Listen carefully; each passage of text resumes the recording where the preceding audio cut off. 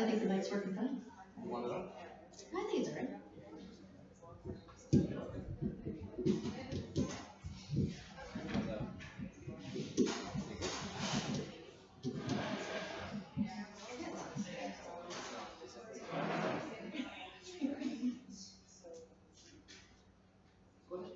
What's the hush of the crowd? Hello, everyone. Sorry, we're just working out the kinks here. And not those kinds of kinks, I know what you're thinking. Well, I might as well get underway. My name is Alexandra Matheson. Thank you all for coming. I know, it says Lallie Napier on it. Way to go, you showed up. Well done. You're awesome. I know it says Lallie Napier on everything, and I do have an explanation, I promise. And it's a good one. You see, my mother had 4 daughters, and she named them Elizabeth, Victoria, Alexandra, and Charlotte, after queens of England. I was the lucky bugger that had to try and pronounce Alexandra when I was 2. So Lallie is what came out anytime she said, "Tell everybody your name, honey." My name's Lallie. So that has been my family nickname for me for 30 years. And Napier is my middle name. I'm actually wearing a necklace tonight from my namesake. Her name was, let's see if I can get this right, for my mother's sake. She'll kick my ass if I get it wrong. Her name was Mary Barclay Marshall Napier. And she left Scotland in the 1800s. I don't even know when it was, like the 1860s, to take a boat to Connecticut, because you have to say you guys know, my Scottish table, I can see you smiling. She traveled to Connecticut to visit cousins in America. And she still to this day, well, not to this day because she's been long dead, but to the day she died, she always said Connecticut, and she always had a passion for prepared yellow mustard, because that's not something that they had in the UK. And that brings me to my grandfather. He fell absolutely head over heels in love with peanut butter. It was World War I, and he was in the trenches with his buddies, his armed service mates. I'm not exactly sure what they called them, but he was in the Royal Scots something or other. I can't remember, I'm so sorry. Do you guys know? Royal Scots? It's the Royal Scots? Awesome, I got it right by accident, yes! I love it when it all comes together.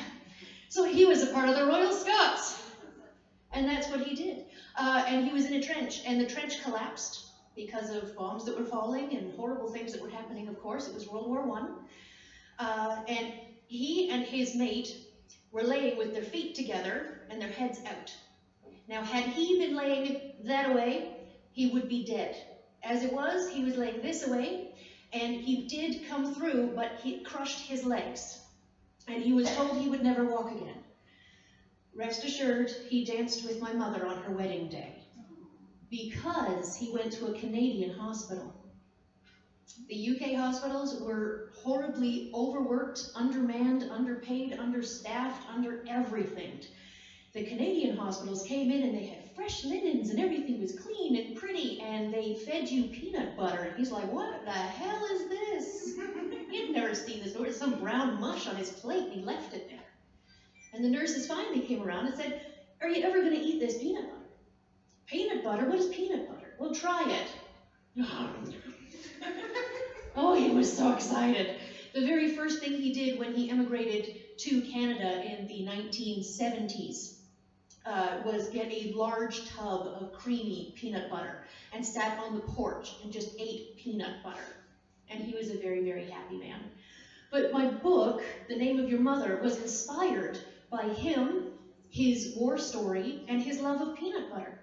And any of you in the room who have read the book, you know it has nothing to do with him or the war or his love of peanut butter. But that's where the nugget of the idea got started.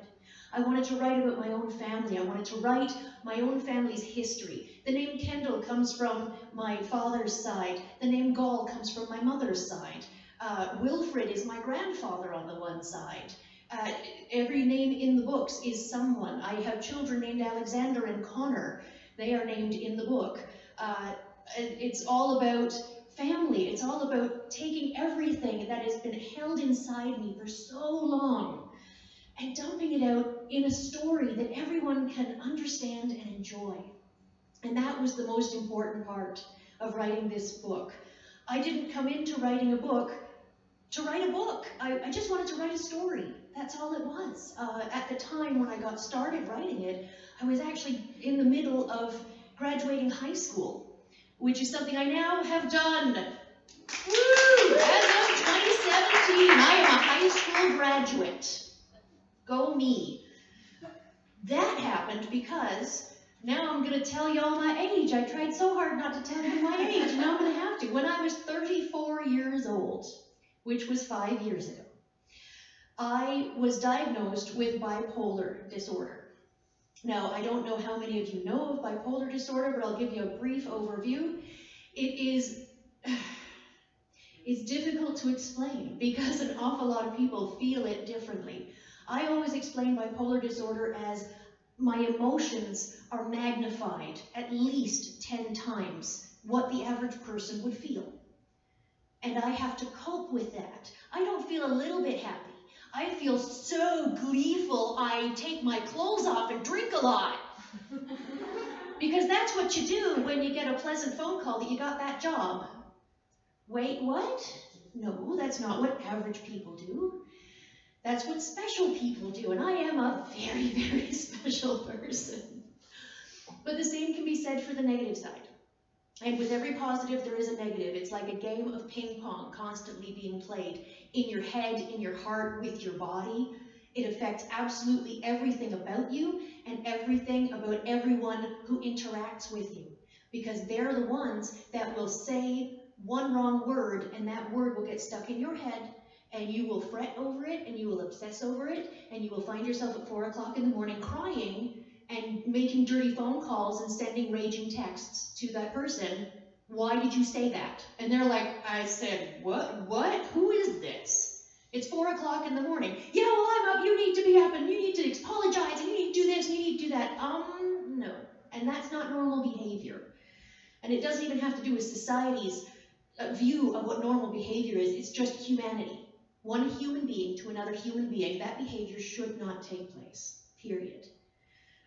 And that goes from mother to child as well. I am the proud mother of 3 wonderful children. I have Alexander, who is 17. He's turning 18 very soon, oh dear God. And I have Connor, who is 11, and I have Danica, who is 6. So I have an interesting spread in my life and in my household. I have different challenges in different age ranges going on every single day. Just the other day, like yesterday, I think it was. Yeah, I think it was yesterday. I had painted my daughter's nails because she saw that I had painted mine purple and she wanted hers purple too. Because of course she's 6. So I painted her nails purple too, and then she comes over to me in the kitchen where I'm sitting, minding my own business, and says, Mom, can you fix my underpants? I can't because my nails are wet. Yes, honey, I can pick your wedgie for you. One moment. And this is mom life. The same day, I have my 11-year-old fighting for the right to play video games again when I caught him out with a friend he wasn't supposed to be seeing last week, and they were out after dark, and I had walked around the neighborhood to find them. Oh no, you're not playing video games. My almost 18-year-old had an instance last week of, he has autistic spectrum disorder. He has high-functioning autism, as does the 11-year-old, which is why it was, oh, no, I don't care if it's summer, you don't get to go out. Not with that friend, because that friend is a bad influence. So the 18-year-old, almost 18-year-old, had an instance of autistic rage where he very nearly hit me. This is my day. This is what I do. This is what parents do. Parents have all kinds of experiences like these ones, and they don't share them because they They don't want people to think they're bad parents. They don't want people to think anything's wrong. They don't want others to think. They don't want others to think. Can I say that one more time? They don't want others to think. I don't want others to think I can't handle my shit just because I'm bipolar. This is why I'm speaking today. This is why I'm here. And this is why I graduated high school and wrote a novel after my diagnosis. Because things were wrong before my diagnosis. I had 34 years of what the hell's wrong with me? What is wrong in my head? What isn't working? And then suddenly, I started taking medication. I started seeing a psychiatrist. I started living. I started growing. I started being for the first time in my entire life. 34 years I had just been bouncing from existence to existence, not really being, not living, not connecting with people, not parenting, not making friends, not having relationships, not being part of the human race. I am so, so thankful to say now for the past 5 years, I think I've more than made up for that. I'm doing not too badly. So, now that I've said far more than I was going to, you'll get used to that from me. I'm a bit of a jabberjaws. I can't help myself. I'm going to read to you from the prologue of my book. This is on page 3, if anybody is reading along. Okay. Straightening his tie one last time, David looked over his reflection. He had to look perfect tonight. The only child of Robert and Helen Sterling, tragically lost him due to illness when he was very young. He had inherited the Sterling fortune and his father's seat on council. This made him the most eligible bachelor on the Mound. Now the Mound, I have to tell you, my mother says, is the Royal Mile in Edinburgh. She says I wrote it. I wrote the Royal Mile. That's just for that table right there. They might know what I'm talking about. Okay, this made him the most eligible bachelor on the Mound, perhaps in its history as well. Tall and handsome, he could have his pick of any woman he wished. His desire all lay with Penelope Ann Cross. Penelope is my 3-year-old niece. She lives in Nova Scotia. Devastatingly gorgeous to David's eyes. David was actually a guy I was dating very briefly. Oh, he was so pretty. Which it makes me sad knowing what happens to David in the book. I'm not saying any more than that. She was slight of frame, yet buxom, and those eyes. Never had he seen such fire, nor that rich, dark amber color. His feet grew wings as he descended the stairs, his steel blue eyes locked with hers, causing his pace to slow, his heart to quicken, and his lips to smile that knowing smile. They were the only couple they knew who had found serendipity in their generation. The moment their eyes met, they both knew they could love no other. The connection was deep, eternal, and more powerful than any other force in the universe. You can tell when I wrote that, I was feeling kind of like, where's mine? I was definitely very, very alone for a period of this time, but that's okay, because it's okay. When young people of courting age attended the types of parties David was hosting this evening, they did so hoping that they would lock eyes with their bliss, the person who would immediately send supernatural frisson screaming with delight through their very soul. Excusing himself from the group of ladies she was chatting with, she met him at the bottom of the steps. His pulse raced as he watched her glide across the floor in a scandalously low-cut gown. It was white with intricate red lace accents and a matching choker sporting a large red geode. Good evening, Miss Cross. Barely daring to breathe, but unwilling to miss the chance to catch her scent. Good evening, Mr. Sterling.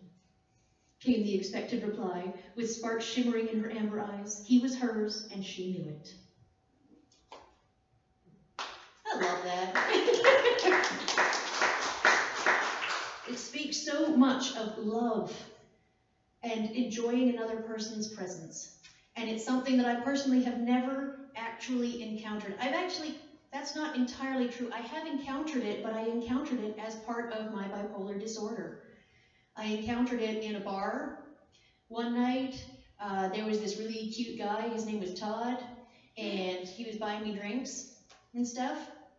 And oh, I was so in love with him. Oh my God, I was so in love with him. I hadn't gone home with anybody before, if you catch my drift. So I wasn't going to go home with him either, because I was saving myself for my wedding day, because that's how important that was to me back then. And so he roofied and raped me, because he's a bastard. And this is part of bipolar disorder. You open yourself up for these opportunities for others to take advantage of you. That was my welcome to womanhood. Wasn't that great? The next time was meeting my first husband, who, again, not a good scene. We'll just say the marriage lasted for 6 years and one of us left in handcuffs. That was not pleasant at all. At least I got to keep the boy. So I have my son, which is wonderful, really. He's almost 18. Did I mention he's almost 18? No, when I was 19 years old, I met a man in a bar, again. His name was Hildebrando Manuel Avelar Diaz de Borba. I'm not even making that up, it's Portuguese. And he and I got married 3 months after we met. Warning. That's a big warning sign. If things move far too fast in a relationship, there's probably something not good going on in that relationship. You know, you shouldn't be getting married 3 months after meeting someone. You haven't lived together, you haven't spent any time together, he hasn't met your family, you haven't met his family, his friends don't know you exist, your friends are all like, dude, this dude is bad luck, he's bad news, stay away. I didn't hear it. I was absolutely Twitter-pated. I was so totally in love I couldn't even function. And that's how bipolar disorder really screws you up. Because I wasn't in love, I was absolutely in lust, a little bit, but because it was magnified this much, he was the one. He was absolutely the one. I had to marry him. It was destined, preordained by the stars, or, you know, my mood that day. And that's about it, but this is what mental illness does. You think, you feel, you see, and the way your brain processes the information is so alien and so foreign to what would technically be normal, it doesn't make any sense. And it doesn't, other people look at you just like, oh, she's a little nuts. And they just sort of walk away. We need more people out there who are willing to say, oh, she's a little nutch. Take a step forward. Reach out your hand. Introduce yourself. Find them a little circle of friends, some good positive things. This is what we need more of in this world. This is why, again, I am speaking here tonight and why I have just outed my ex-husband on YouTube. Oh, I said that bastard's whole name, didn't I? Oops. It's okay, I got the paperwork to back it up. So it's all good. Okay. On to the next. I will read more of my book and I will interrupt myself often with more little snippets of weirdness and strangeness, because that's what I do. I hope y'all are having fun. Woohoo! Be better if there was booze. I'm kidding. I've been stony sober since the 29th of March. Yeah, it was affecting my medication, which I have to take. So this is me normal. Isn't that great? I've lost my place. Okay, the students were divided into 4 groups, with Maggie assigned folding duties as her first activity. I had to throw the name Maggie in there because my grandmother's middle name was Margaret. Her first name was Doris, and she hated it. One of the tables in the commissary was positively buried in small towels that the other students were expected to fold and place on cards. Mistress Minji approached the table chanting, left, right, roll, left, right, roll. Take one towel, hold it against your uniform. Each girl picked up a towel, folded the left side. Note more like this, showing the girls a crisp 1/3 fold. They did as they were shown, folding the right side, squaring the corners to make a perfect rectangular panel. They did, roll down smoothly. Maggie was perplexed. That's it? It's so easy. Why do we need to do this anyways? They're just towels. Now, do the rest. Minji gestured to the mountain of unfolded towels. Slowly over the next hour, the girls worked to properly fold their way through about a third of the pile. Sheer tedium saw Maggie starting to slip in her precision. Tighten up your form, Miss Gall, Mistress Minji, Maggie Gall. Miss Gall, she said, walking to where Maggie's cart was to check over the other towels she had folded. Who wrote this drivel? None of these is acceptable. She tipped over the cart without a second thought. What are you doing? Aghast and furious after so little rest. Do them again, Miss Gall, Minji said calmly. You do them, Maggie shrieked, throwing the towel she had been working on against Mistress Minji's chest. Miss Garvey, please take Miss Gall to the incinerator for 4 hours penal duty. The administrator, who had called them all to the commissary, took Maggie by the arm. When you are finished downstairs, Miss Gall, you will return here and fold 1 load of towels by yourself. Each one that I deem inadequate will earn you more penalty time. Oh yeah, I love writing the bad characters. I love writing bad people. They are so much fun. I wrote that bit, and it was very much inspired by my own experiences going to school, because I never fit in the box. There was a certain special little box, and everybody fit in that box somewhere, either at the top or the bottom, but everybody fit in the little box. I was like a Sputnik. There was no way I was going to fit in that box. No matter how you beat me down or whatever you did to me, it wasn't at all possible. My teachers noticed there was something wrong. Nothing was done about it. My parents knew there was something up. They couldn't do anything about it. We lived in Hockley Valley, for crying out loud. It's the absolute middle of nowhere. If there was a pimple on the ass of nowhere, Hockley Valley is the hair coming out of the pimple. Okay, it is nowhere. And back then, when I was going to school, in between the ages of 8 and 10 years old, with my 3 sisters, all of whom were in the same age range as myself, so we were all in school. My father's income, as my mother was a stay-at-home mom, my father's income was a whopping $2,400 a year. Now, I put that into a calculator online and figured out in Canadian funds, that is $5,536 a year.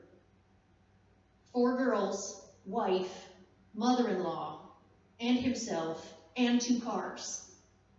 What? Of course they didn't have money to take me to specialists or doctors or anything. And none of this existed. It was the 80s and the 90s. It just wasn't there. So I just didn't fit in the box. And I continued to not fit in the box, and then I hit high school and discovered alcohol. That was the end. That's it. It was just the end. There was no more. Nobody could find me. I was drunk somewhere constantly. I was absolutely self-medicating with alcohol. And technically I was right up until March of this year. I know that's kind of shocking to think about. I wasn't drunk all the time. It was, just a glass of wine here and there. Or 1 mixed drink here and there. I'll just have a little bit. I had a good day. I had a bad day. But there was always a reason for me to be filling my glass. And that's where it gets you. Because if you have a reason to be filling your glass, why aren't you filling it with happiness? Why aren't you filling it with family memories? Why aren't you filling it with a hobby, an activity that you love more than anything else? Why does it have to be filled with alcohol? It doesn't. It absolutely doesn't. But it took me 39 and change years to figure that out. I didn't have somebody to tell me these things. I didn't have anybody informing me of this stuff. It just wasn't there. The supports that are now in place in this country for people such as myself are insane, pardon the pun. It really is wonderful. And in a lot of countries, I don't know how things are in the UK right now, but I've heard good things. There are programs. Even Prince Harry is speaking out about his own anxiety and his own fears and his own problems with the death of his mother. So if people are talking about it more, people are treating it more like, hey, I have a sniffle and a cough, I should go see a doctor. Hey, I have the urge to shove a knife through my arm, I should see a doctor. Because there's doctors for that now. You know what they did for my grandfather? When he got through World War I, he finally got himself back on his feet and he was able to move about. And he was shell-shocked, as they called it. What they did for him to cure his shell shock was ship him off to India. And he got to run a way station in the middle of nowhere for, a year or so before they finally recalled him. But that was their way of handling it. You're struggling? Okay, bye. Come back when you feel better. That's how it was. Men weren't allowed to feel bad. And don't even get me started on what women weren't allowed to do. My own mother had to wait until she was 21 years old to emigrate to Canada because she wasn't allowed to travel on her own passport by herself. Until she was 21. And then she got on a cargo ship. Can you tell I've lost my place again? This happens to me a lot. Okay, on to the next bit. Maggie collapsed in exhaustion that night, long after sunset. Many of her patients were nice, normal men who knew what they were in for and had accepted their fate. On the front lines, reality is all there was. Imagination could get you killed. They told her stories of jumping at shadows or running from personal demons in the night, only to get picked off by a sniper's bullet or shrapnel from a triggered shredder mine. And on a few occasions, an accident of their own design.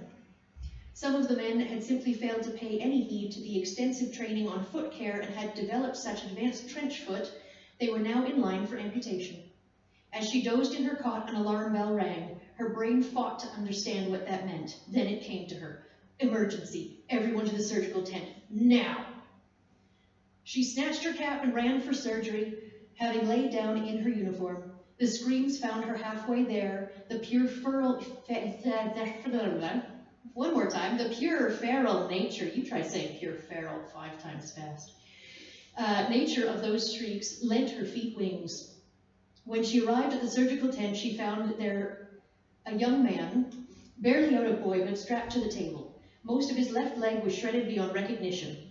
Maggie could see the ligaments and bones in his leg move as he writhed in pain, and how he howled. Divine's mercy was all Maggie could say as he kicked his leg one last time, and his foot fell to the ground, boot and all. Blessedly, he fainted from the pain. There was a startling, blissful silence. Then Doc started barking orders, and everyone was quick to obey. Nurse, he said, and when Maggie failed to move, nurse, he shouted. Maggie managed to look at him. Oh God, this is good. I wonder what I was doing when I was writing this. I need you to put pressure on the artery in this man's groin or we're going to lose him. Come here. Her feet moved forward without her permission, and she shoved her hands into a strange man's groin to stem the blood flow so the leg could be amputated. They sawed off a portion of someone's son centimeters from her hands, and still she held on. She could not move. Once the leg was off, Doc worked feverishly to close the site without losing the boy.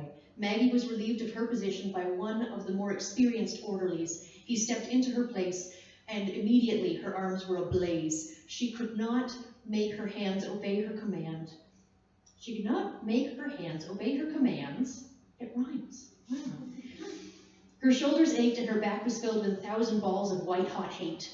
She had never experienced so much pain all at once. The world turned sideways as the feeling became more and more distant. And that, my friends, is how you write an amputation. I have quite a lot of medical experience in my background, despite only being a high school graduate as of last year. I know I mentioned that already, but I'm totally bragging. My first husband, Ildurango, he was a hemophiliac. I don't know how many of you here know what that is, but it's a thin blood disorder. So I had to learn how to thread a vein and mix medications, and I was 19 at the time and a drunk, and I had to learn how to give him his care, which was completely beyond anything I had ever been responsible for in my entire existence. And I did the absolute best I could, and he was still in good shape when I left him. And then he had his leg amputated because he didn't take proper care of it. I'm totally not reveling in that fact. I'm allowed to be a little bit jaded over. It was a rough 6 years. Yeah, but because of that, I have basic first aid, CPR, the whole shebang, everything I could possibly need, including all of the, well, I'm not up to date at this point, but I did know all of the recommended minimal safe distances for everything for an air helicopter, you know, a medevac helicopter, and that kind of thing, so I would know where to send them if he needed to be airlifted from wherever we happened to be, because that did happen on occasion. I think the most extraordinary thing I ever had to deal with was a spontaneous hemothorax. Essentially, his lung blew. He ended up with a puncture in his lung. His lung was filling up with blood. It was disgusting. It was horrible. I will not go into any more detail than that, other than if it weren't for me, he'd be dead. I managed to get him to a hospital, to his doctors in Hamilton, for them to take care of him. Because that's what a wife does. She helps, she makes things better. I love this. I have these little blue stickies I've been taking out of my book, and all of them have little notes on them, and I haven't followed a single one. Oh my goodness. Okay. All right, the next bit. Here we go. Another dead end. His head cracked off the table in frustration. Why? Why can't I find the pattern? What am I missing? Paul leafed through the papers he had accumulated. Umpteen pages of his own notations made from researching with that computer, and reports filed in the archives and forgotten. Does anybody else want to try this? I'm doing the best I can. I'm a little nervous. All he had was casualty reports that overstated the number of actual dead or reported them incorrectly. His brain screamed that there was something here to see. He could not find a way to see it. What does it mean? He stood and paced the small room, fighting to help his brain make the connection. Wait, when Da came for me, that's Dad. When Da came for me that night, he said I had been put on the wrong side. Paul's stomach lurched. Merciful divine, we're fighting ourselves. Everything in the archive, once comforting and quiet, now took on an uncomfortable quality for Paul. There was a ticking of the clock on the wall, the gentle breeze made by a clunky old fan bolted to the top of a metal cabinet that stood at the end of a row, flanked by awful little desks with their chairs attached to them for fear they might run away. An overwhelming urge to be somewhere else flooded over Paul. Papers were shoved in his notebook with such reckless haste that when he stretched the elastic around the book, many pages suffered for his haste. I used haste twice. The things you notice way after the fact. It's all good. Echoes of his own footfalls chased him down a little-used hallway, dampened slightly by the too loud buzzing of the fluorescent lights. I have to get out of here. All he could hear was his own heartbeat. His constricted ribcage was crushing his lungs. His trousers were filled to bursting with jelly where his legs ought to have been, and his bowels threatened independence every step. He forced his suddenly rebellious body to take... Yeah, I know, I like that line too. Bowels threatening independence. We've all been there. It happens. Usually after heavy drinking. See, now back to the drinking again. Okay. Sheer will kept him putting one foot in front of the other and choking breaths of tainted air until he reached other people. Blurry vision negated his identification of the parties. Help me, he said with a voice that did not sound like his own. The last thing he remembered was the merciless grating of low-pile carpet on his cheek as blackness took him. That was me writing my experiences with my iron deficiency. Because on top of being bipolar, I also have an iron deficiency, which means that I don't have enough iron in my blood. My blood is weak. It is not strong. I have to take supplements every single day. I know people that have to take needles every day, so I'm happy I can handle it with the supplements because I don't like needles. So, That description is essentially what happens to me when I have an anemic spell, when I have a fainting spell because of my anemia. Think to yourselves, how many times have you seen somebody pass out? How many times has someone mentioned that they're iron deficient or they have anemia, or especially senior citizens, it's very common. This is the type of thing that they experience. There's also like hot prickles up your back can happen. The last time I had one of my anemic episodes was actually this past February. I hadn't eaten enough. I'd had breakfast, but I didn't have any lunch, and then I had to go out and shovel the driveway because, yay, Canada! And woo, Midland, on the lake. It's fantastic. And I don't know how to use my snowblower because it intimidates me. I'm very intimidated by power tools. I don't know where that comes from. I'd rather do it by hand because I guess I'm dumb. I should probably get used to the big, heavy blower sometime, or else I might just hurt myself. Okay, here we go. This is where things start getting a little bit more positive, I promise. Another towel was snatched from the shelf beside the operating table. A flick of her wrist sent it from its tight-wrapped state to open and ready to use. So that's why they had us fold them like that, Maggie thought as she crammed the fresh towel under the amputation site in a futile attempt to catch some of the mess. This was the fourth leg amputation she had been assigned. Blood was oozing while Doc sawed through a patient's tibia. 4 months had passed since Maggie had started her nursing internship with Dr. Aug14. It was surprising how many arms, hands, fingers, and toes were brought in. Soldiers of every description were managing more often than not to hurt themselves just enough to be sent back from the front. Their shocked looks were genuine and humorous to the cynical amputation staff every time they told a patient they had to amputate. Conscripts never meant to actually lose body parts in their efforts to get away from the fighting. Subtle shrieking grated Maggie's nerves as the bone saw made quick work of what was left of their newest patient's leg. Another satisfying snap of a towel, then another. Maggie kept trading them out as often as she could. Operating in the camp was a complex dance similar to one executed by the Peaks House staff when they hosted a sit-down dinner. Everyone knew their job and performed it without getting into anyone else's way. A well-oiled machine, she thought, swapping out more towels as Doc positioned the saw on the fibula. We'll be done here soon. She started making a mental list for the supply tent. Of all the things Maggie used to dream about doing with her life, assisting in the dismemberment of other people wasn't among them, let alone being good at it. Giggling interrupted Doc's progress with the saw momentarily. Something tickles you, Nurse Maggie? Yes, I'm thinking of starting to enjoy my work.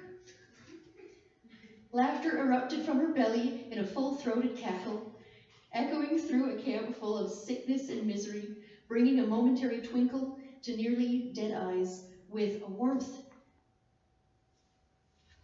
Hold on, I lost my spot again. And a warmth to those feeling death's cold hand on their shoulder. Pure, exuberant delight, too often forgotten, was gifted to the injured by Nurse Maggie that day. Maggie, you know we're not done yet, right? Of course, Doc. I'm sorry. I never thought this would be my lot in life. Another towel was snatched from the shelf. Snap! The dance continued until surgery was complete, dotted with chuckles from Maggie every time a towel snapped. That right there is about finding your bliss, finding your thing, your niche, the thing that makes you happy. For me, it was writing a book. Of all the things, it was writing a bloody book. And now I'm almost done writing my next one.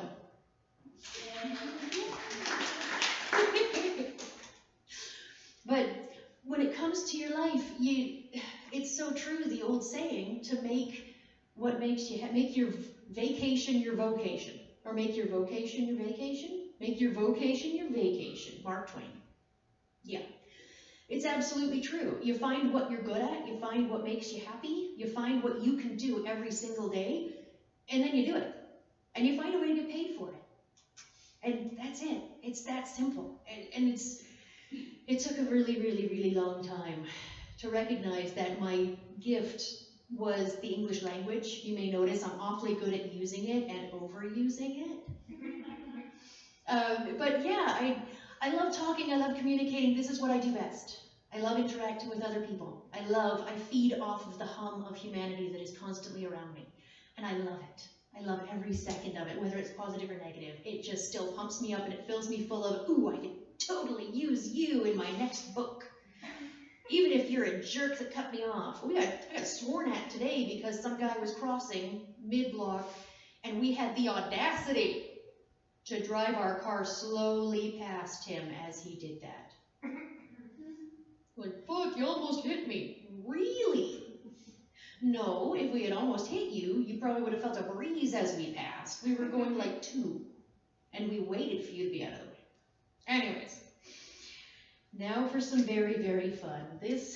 I think you guys are going to know exactly what I'm talking about when I start reading this one.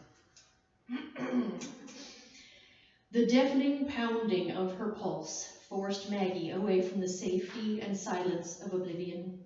She was poignantly aware of the carpet fibers digging into the side of her face as her mind battled the black wings that threatened to swallow her once more. No, she whispered. I don't want to get up. It's so quiet and warm here. Her thoughts were counterproductive, forcing her ever closer to wakefulness than she already was.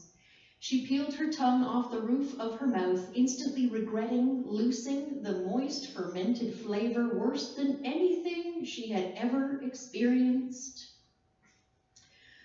Oh, dear divine, was I drinking from a discarded boot? Her eye gingerly opened to her dimly lit room. Something must have sucked all of the moisture from her eye sockets as she slept. Half expecting a puff of dust, she blinked. Muscles screamed and joints creaked in protest as Maggie brought her hands up in a masochistic effort to haul her carcass off of the floor. Her pulse quickened with the effort, causing thunderous pressure bombs to explode behind her temples in time. At least it got rhythm. She pressed on, raging against the forces that vied for her surrender, hoisting herself, shoulders first, from what she used to think was a lovely thick carpet. Her head hung low, feeling the violent awakening of her stomach. An involuntary groan escaped her lips, which only served to intensify the roiling in her gut, competing with the shredders popping behind her eyes, tearing her mind to ribbons. The world spun as she pushed on, getting her feet under her and lurching onto her bed. Her ribs were greeted by a solid glass whiskey bottle that stole her breath as quickly as it had betrayed her the night before. Escaped her lips. It reads so much better when you have somebody saying it out loud. I mean, it's just oof. Doubling back to punch her squarely between the eyes. Her mind screamed, still swallowed by spins and pain in such levels she had never before experienced and never wished to again. She slowly rolled over and managed to flop into a sitting position, contemplating what her next move might be and how much it was going to hurt. That was the single least graceful thing I have ever seen, boomed a voice from her doorway. Maggie retorted, sounding like a running shower while smacking her finger into her lips with all the muscle control of a newborn. Good grief, Maggie. You're in good shape this morning, are you not? Maggie looked at the offensive noisemaker in the doorway and was floored to see Penelope standing with a sympathetic smile on her face. I must be dreaming, she said quietly, confusion trumping her dizziness and nausea for the moment. I can't read you anymore because what comes next is important. But yeah, hangover. Oh yeah. I've experienced quite a few in my time, some worse than others.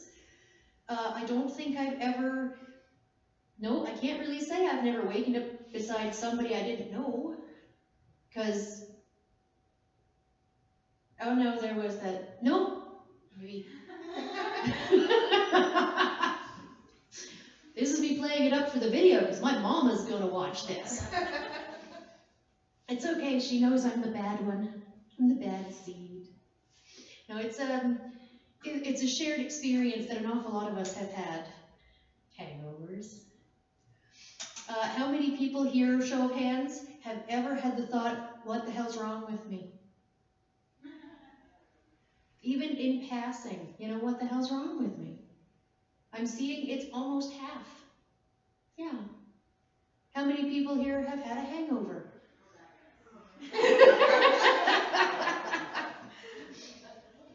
The Scots are not admitting it. They don't get hangover, they just wake up and drink the hair of the dog that bit them, right? Yeah. I grew up in that household.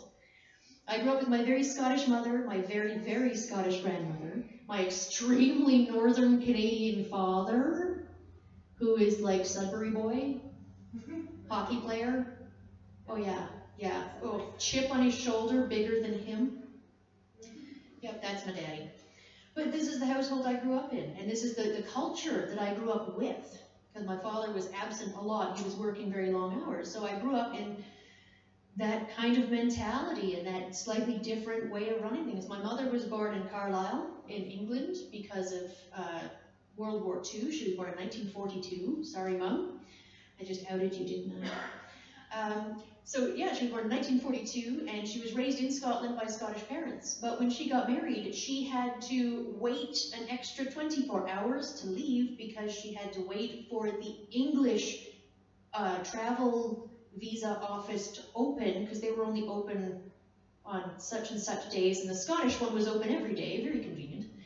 But the English one was only open sometimes. So in order to leave on her honeymoon, my mother had to put everything off by 24 hours because she couldn't get a new passport stamped with her new married name. Isn't that exciting? Gotta love the way things work around the globe. They should have just gotten married in Canada. She was already a Canadian citizen, so it would have been easier to do it here, but meh. I like Canada. I like being here. It's a wonderful thing. So a little bit more about me, let's see. As you know, I have 3 kids. 2 of them are autistic spectrum disorder, high functioning. And my daughter seems completely and utterly normal. So I have absolutely no idea what I am doing. I've got these 2 boys, and they're both awesome and special and different. And then I have this little girl. And she's not bipolar like her mother, and she's not the plethora of things her father is. That would be my second ex-husband. She's not any of the things he is. He's got, let's see, ADD and depression and anxiety, and he's also ASD, so he's on the spectrum, and et cetera, et cetera, et cetera. It just sort of snowballs. So yeah, this is what I do. And I get up every day, and I sit at my computer, and I write for 3 hours. Sometimes I write 2 words, sometimes I write 4,000 words. It depends on the day, and it depends on what's going on up here, which is usually far too much. Because I have way too much going on up here, an awful lot. And being able to have this freedom to go into a world where I can, all of my characters are my puppets, and I'm like their puppet master. I can make them do anything. If I don't like you that day, you're dead. And I don't get arrested. That makes me very, very happy. So it's a wonderful thing to be able to do. Other than that, let's see. I've run out of things to talk about. It's only 7:30. Crap. You have questions? I was going to do the draw for the coffee thing before the question and answer period. Sure, we can do my draw. Bring it on, bring it on.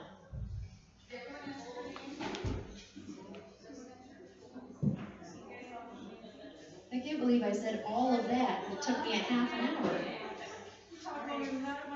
I know! Well, you goad me. Okay, so this is for a wonderful basket of goodies from the local coffee house, Grounded Coffee Inc. Sandy's Ooh. You're all mixed up. Yep. And if you like like it can come with a free copy of my book if you don't already have one. Awesome. Very excited. Brenda Coons. Brenda.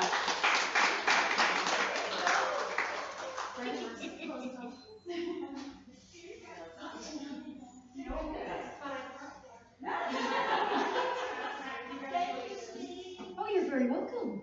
I hope you will enjoy. And thank you for the book offer. I already have my own personally inscribed. Yet I think it says to my darling rhubarb head, love Lallie. Okay, she does have a picture of her on social media that has rhubarb on her melon. And at the time she was rhubarb head, and that's how it all came together. So that's why she's rhubarb head. I'm happy I made this free. I feel like I'm ripping you all off. I've only been talking for a half an hour. Is there anything else y'all need to know? Or would like to? We can do questions and answers now if you like. Okay, rhubarb head. I was wondering, you've gone through a lot of changes in the last little while. Was there a catalyst for this change? Was it finding the right doctor, the right medication? What changed that allowed you to become who you are now? Okay, the question was, just in case just for the folks on social media here that I'm making the video for, the question is if there was a catalyst to all of the changes I've gone through in the past 5 years with my diagnosis and everything else. So what happened? My daughter was, let's see, about 18 months old, and I was at home with her, and my 2 boys were at school, and James, my second ex-husband, was sleeping off a night shift, and I was just chopping up vegetables in my kitchen, just chop, chop, chop. It was a normal, average day. I was content. Danica was happy. She was not fussy for once, yay! And the boys were at school, and everything was okay. I was just chopping away and chopping away and chopping away. And then, out of the corner of my eye, I saw light travel from the tip of the knife down towards the handle. And in that moment, I had an overwhelming, absolutely overwhelming urge to stick that knife through my arm. And I couldn't fathom why. Why was I having this thought? Why was this happening? And it terrified me to do it, to actually follow through, even though my brain was telling me this was the happiest and most positive thing I could possibly do. Nothing will be better than this. You gotta do it. It's all that wonderful nervous anticipation of getting on the roller coaster. But for me, it was sticking that knife right through my arm. So I put down the knife and I sat down on my kitchen floor and I cried for quite a time. And then I got up and I called my family doctor. And I said, I just had a compulsion to stick a knife through my arm. And she said, okay, are you safe? This was her secretary. They had known me for, let's see, she had been my doctor for 5 or 6 years at that point. And she said, are you safe? Are you going to harm yourself? We can see you first thing tomorrow morning. And I said, yeah, I'm fine. I'm not going to hurt myself or anything. I want to know what happened. And of course, I was downplaying it because it was a terrifying thing to have this urge, this compulsion, this need to harm myself. And it came completely out of left field. So, yeah, I went and saw my family doctor the following day, and she asked me 2 or 3 questions and said, yeah, I thought so, you're bipolar. I've known for years, but she's my doctor. She wasn't allowed to tell me I'm sick. I had to come to her because I was sick and wanted help. And that started it all. She put me on lithium right away, and I registered with Waypoint for their outpatient program where I have been seeing a wonderful psychiatrist for the past 5 years. So that was, you wanted to know the trigger, there you have it. Yeah, it is a terrifying thing. It really is. And it's not the first time I had those types of thoughts or those types of compulsions, but usually I would drink them away, or I would self-medicate. I would do anything I could to just knock the thought out of my head. Because what am I thinking? It doesn't make any sense. But it makes so much sense if you are a person with a disorder. Because I'm like textbook bipolar. These are the types of thoughts bipolar people can have, especially when depressed. And functional depression is a thing that is constant. It's always there. I have to be so very careful. Like today, for example, I had to remind myself to breathe because I was far too excited about this evening. So I had to remember to breathe, and then I had to remember not to hyperventilate because I was excited about this evening and I was breathing too much. And I had to be very conscious of my intake of food and my intake of fluid to make sure I stayed hydrated and all of these wonderful things, because lithium is, it sucks all the moisture out of your body. A dehydrant, I believe they call them. Yeah, speaking of which, I haven't had a single slurp in a half an hour. So does that answer your question, love? Are you okay? Do you need a hug? Okay. Hugs are free. Always. Yeah, no worries. Okay, so you guys back there? I have a question. Yeah. What is your second book about? What is my second book about? Am I allowed to be talking about it yet? I just cracked the 50,000 word mark on that one, which means I have about another 25,000 to go before I'm going to be happy with my first draft. It's probably going to be released next year. It's called The Space Between. And it's about a young woman who has a horrible, abusive husband, and through the stress of being a part of that situation, she discovers she has the power to freeze time. And then she uses it to kill him. And that's chapter 1.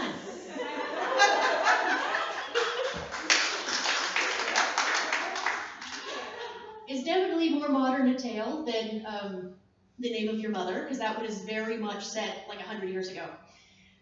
This one is modern day, just, yeah, people doing what they're doing. It's really interesting where it's going right now, yeah.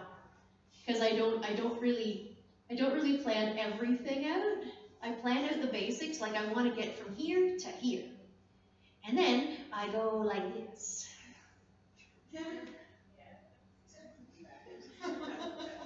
And usually I end up about there. But it's good enough.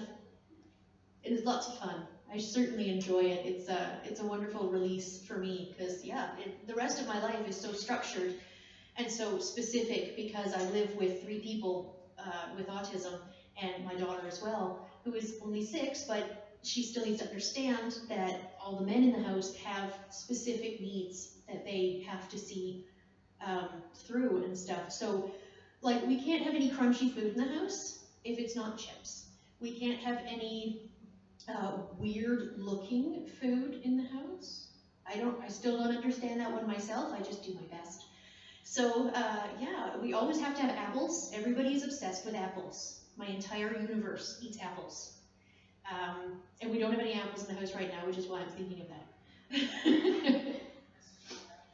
But this is just, you know, this is my day-to-day. This is what I do. So it's magnificent to go into a book and just, I can manipulate anything and anyone in any way I want.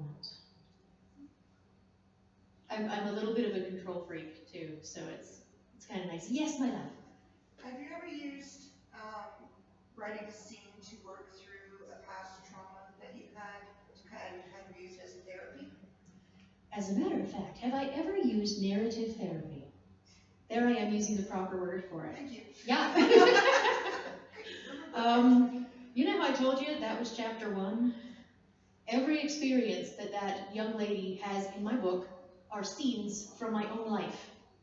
They are verbatim scenes that happened during my own abusive relationship, my own abusive marriage.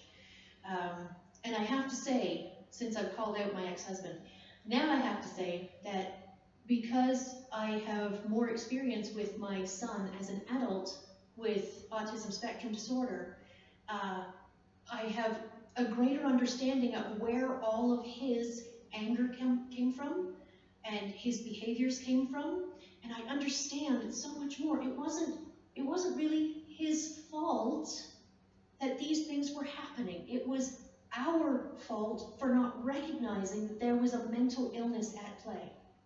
Everyone had always treated his physical illness, but nobody ever bothered to take care of his mind. And if they had, then I may not be an author today, who knows? But I'd probably be a lot happier back then. But yeah, like just recently my eldest son had an instance of what they call an autistic meltdown. And that is because autistic people have difficulty processing anger. So it collects and collects and collects and collects and collects, and then they melt down and they drop it all. It doesn't get rid of the anger, but it lets them put it down for like maybe a day, 2 if you're lucky. But then they have to pick it all back up again. And they slowly build up until they can't carry it anymore, and then they melt down again. It's been almost a solid year since my son's last meltdown, so we had kind of forgotten about them. But when he melted down, it was just a few days ago, he came very close to hitting me. My son almost struck me, and my son he is so gentle, and he is so delicate, and he is so patient, so kind, and this rage made him so beyond himself. He almost hit me, and I'm the imprinted parent. I'm the good one. So that really, it struck me in another way, because now I understand his dad. I understand so much more about what was going on there, and it hit me like a truck, honestly. I still haven't processed it. I'm looking forward to seeing my psychiatrist on Thursday, 2 days. 2 days. Yeah, I need to see her about this one, because it's like suddenly this horrible, negative, nasty thing that happened to me for 6 years of my life is a symptom of a mental illness that 2 of my kids have. Whoa! So it's not me. And everything that was done to me is not my fault. And it's not my doing. But reacting to it as poorly as I did encouraged more of it to happen. So it was my fault. But is it my fault? No, it's not my fault. But it's my doing. See? That's the difference. And this is what's bouncing around in my head like a large, angry basketball. And it's just boing, boing, boing, boing, boing. Another friend of mine told me a story today about her son who has some autistic tendencies. And I gave her some advice a while ago, because her son would never hug. He didn't like giving hugs. He wasn't interested in hugging. He didn't get that you wrap your arms around someone and you hug them, and it makes them feel good. It's a show of love. It's an appreciation that you exist. It's a good way of just saying, I love you, without having to say those words out loud, because some people do struggle with words sometimes. Not me, apparently. But I gave her a little bit of advice that I got from a doctor, because my 11-year-old son had the same problem. He would always turn his back to me and back up to get hugs. So I could hug him, but he would never hug me. Now I wish he would stop hugging me, because he's crushing my ribs.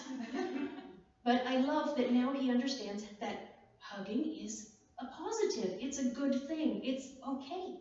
You want to do this.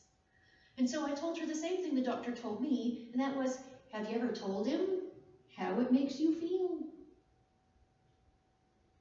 What? I'm supposed to communicate with my kid about hugs? This is a kid who's been hugging me since he was born. Like, I have to tell him he doesn't know? No, he doesn't. Bipolar disorder is somewhere way the hell over there, and autism is way the hell over there. So I have learned so much about how to bring those 2 disorders together into a functional unit. I'm pretty damn impressed with myself, with all honesty. And a lot of doctors, they like talking to me about it, because it's real hands-on experience about, they don't understand emotion. They can't process emotion very well. They struggle with that. And I am nothing but emotion.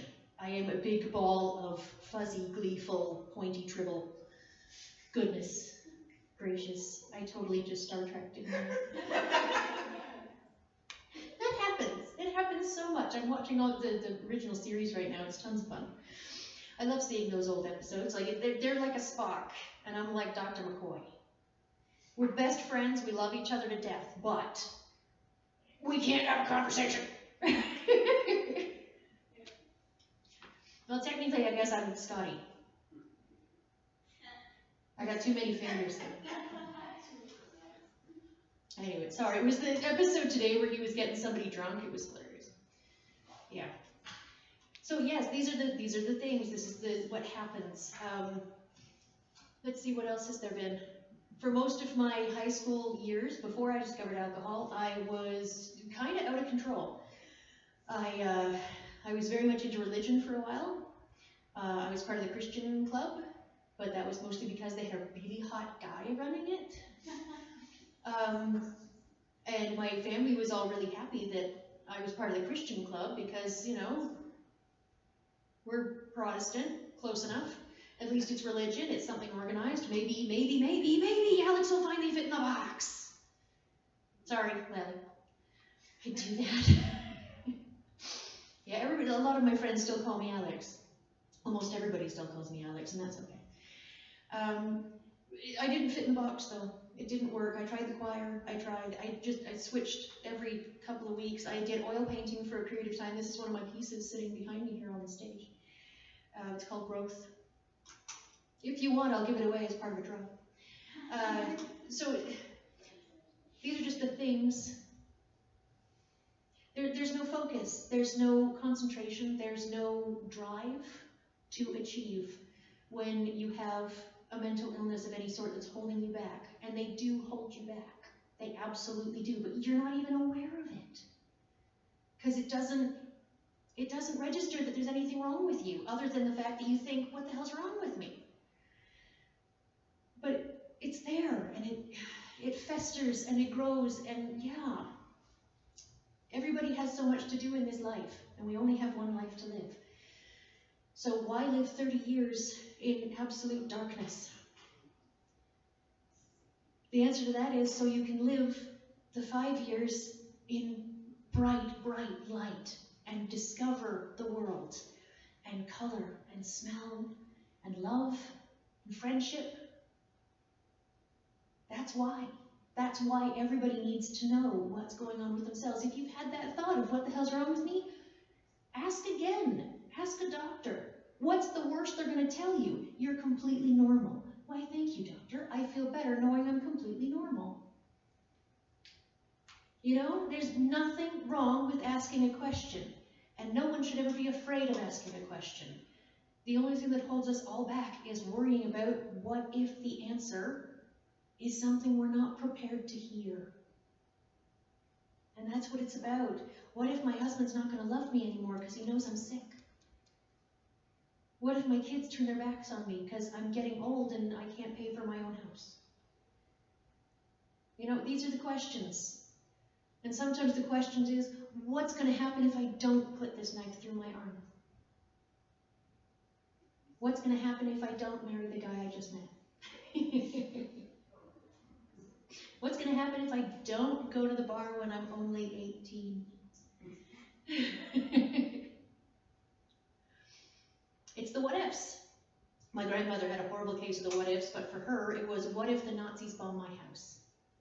So that's an understandable concern when it comes to the what ifs. Nowadays we're living in a world with social media and open communication about absolutely everything. So why on earth are we not talking more about ourselves, our real true selves? It took me 37 years or so to figure out who the fuck I was. That's even, you know, yes, I started treatment, but it took years to get the balance of medication right, the doctors right, everything else in place, figure out my own life. That's when I discovered I wasn't in love with my second husband. He was convenient. I do love him. I care about him deeply. We were just starting to think about getting together and moving in together when I found myself pregnant with my son. So 2 years after that, we got married. And then we had a daughter because I was turning 35 and I wanted to have one more baby, damn it. So he is the most gleeful sperm donor, which is good. But, you know, we're best friends, and we're raising the kids together and keeping the family together, but we're not romantically involved with each other because we just can't be. He's not right. And when I was writing my entire book, it's all about love and serendipity and bliss and finding that one person where you lock eyes and your whole world just goes tilt and suddenly makes sense. I haven't experienced that. I don't know very many people who have actually experienced that level, that true level of pure, awesome love.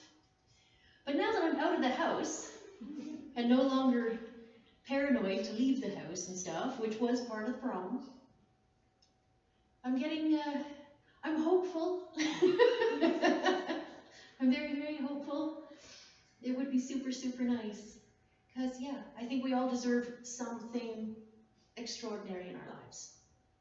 We really, really do. But you have to know, accept, and love yourself before that extraordinary thing can truly love you too. And that's the most important part. And now I'm done.